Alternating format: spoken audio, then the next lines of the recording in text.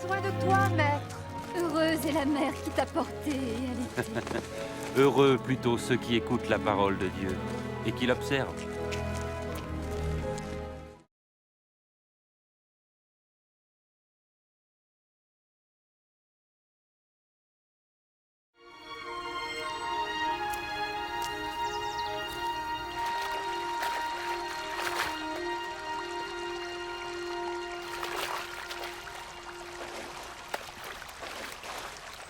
Apprends-nous à prier, comme Jean l'a appris à ses disciples. Quand vous priez, dites « Notre Père qui es aux cieux, que ton nom soit sanctifié, que ton règne vienne, que ta volonté soit faite sur la terre comme au ciel. Donne-nous chaque jour notre pain quotidien. Pardonne-nous nos offenses, comme nous pardonnons aussi à ceux qui nous ont offensés. Protège-nous contre la tentation et délivre-nous du mal. »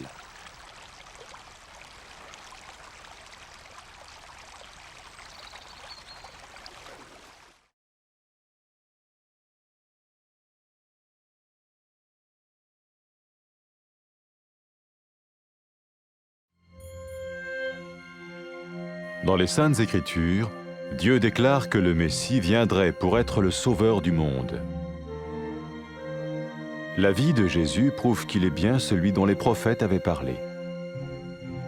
Ésaïe a prophétisé que la Vierge deviendrait enceinte et qu'elle enfanterait un fils. Des siècles plus tard, la naissance de Jésus accomplissait cette prophétie.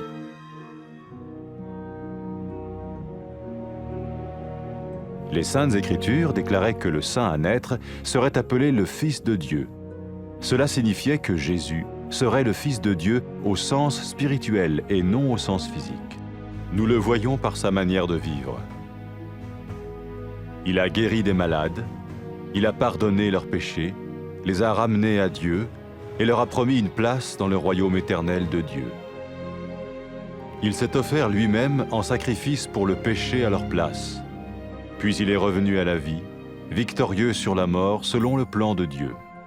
Jésus a dit « Personne ne me prend la vie, mais je la donne de ma propre volonté. » La vie de Jésus n'a pas seulement accompli les écrits des prophètes, mais elle a aussi confirmé la vérité de la sainte parole de Dieu. Les prophètes avaient écrit « Ta parole, ô mon Dieu, est parfaite, elle dure à toujours. » Jésus lui-même a dit « Le ciel et la terre disparaîtront, tandis que mes paroles ne disparaîtront jamais. » Jésus est venu pour nous donner la vie dans toute sa plénitude.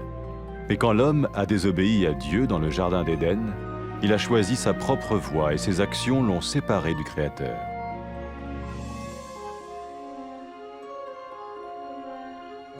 Les Saintes Écritures déclarent que tous ont péché et que le salaire que paye le péché, c'est la mort. Il s'agit de la mort spirituelle, éternelle séparation d'avec Dieu. Mais tout comme Dieu a donné un bélier pour qu'il meure à la place du fils d'Abraham, ainsi il a envoyé Jésus, le Messie, mourir à notre place. Sa vie, sa mort et sa résurrection restaurent la relation entre Dieu et tous ceux qui mettent leur confiance en lui. Maintenant, non seulement Jésus pardonne les péchés de ceux qui le suivent, mais il les sauve aussi du jugement éternel de Dieu. Ils sont sûrs d'aller au paradis et de vivre avec lui pour toujours. C'est cette vie et cette liberté de la culpabilité et du pouvoir du péché que Jésus offre à chacun aujourd'hui. Cela ne veut pas dire suivre une religion, mais choisir d'avoir foi en Jésus qui dit « Je me tiens à la porte et je frappe. Si quelqu'un entend ma voix et ouvre la porte, j'entrerai chez lui. » Cela veut dire se tourner vers Dieu et croire que Jésus vient dans nos vies pardonner nos péchés et nous rendre tels qu'il veut que nous soyons. Il ne suffit pas d'approuver intellectuellement ce qu'il dit, ni de vivre une expérience émotionnelle. Nous le recevons par grâce, au moyen de la foi, par un acte de notre volonté.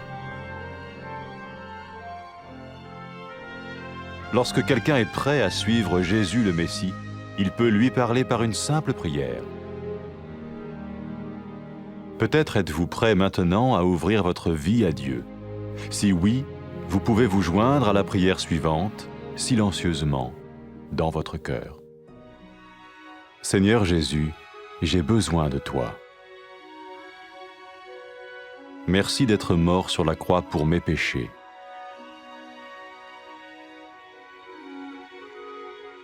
Je confesse mes péchés et je m'en repens.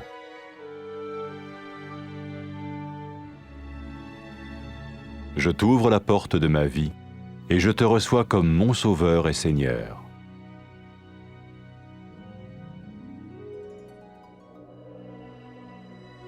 Merci de me pardonner mes péchés et de me donner la vie éternelle.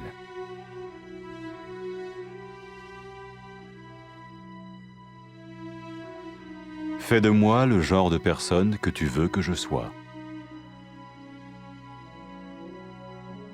Maintenant que je deviens l'un de ceux qui te suivent.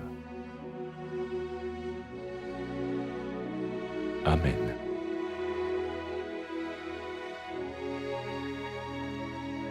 Jésus a dit à propos de ses disciples, « Mes brebis écoutent ma voix, je les connais et elles me suivent. » Pour expérimenter la vie en abondance promise par Jésus, ceux qui le suivent parlent à Dieu chaque jour dans la prière et lisent ou écoutent sa parole. Ils parlent de lui à d'autres personnes et rencontrent régulièrement ceux qui l'aiment et le suivent. N'oubliez pas sa merveilleuse promesse. Tout pouvoir m'a été donné dans le ciel et sur la terre. Et sachez-le, je vais être avec vous tous les jours, jusqu'à la fin du monde.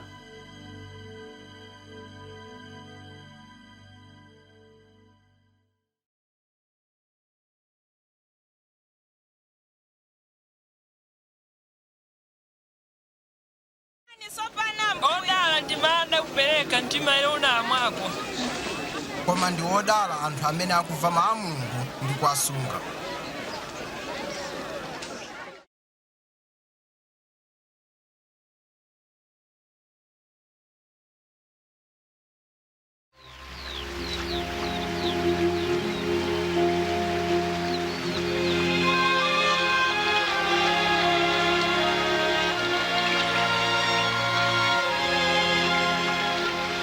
Tiphunzitseni kupemphera monganso Yohane M'batizi anaphunzitsa ophunzira ake. Pamene mupemphera muziti, Atate wathu wakumwamba, dzina lanu lilemekezedwe, ufumu wanu udze, kufuna kwanu kuchitike, monga kumwamba chomwecho pansi pano. Mutipatse ife chakudya chathu cha lero, ndipo mutikhululukire ife machimo athu, monga ifenso takhululukira otichimwira. Musatilole ife kuti tiyesedwe, koma mutipulumutse kwa oyipayo.